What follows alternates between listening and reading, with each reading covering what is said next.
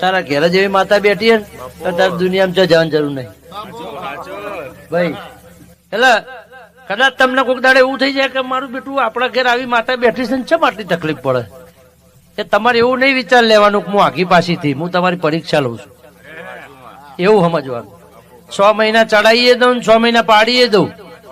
તમે જેટલા મારામાં તપ કરી જોણો છો, તમને મારા ઉપર જેટલી શ્રદ્ધા છે એ હું તમને 6 મહિના પાડીએ દઉં 6 મહિના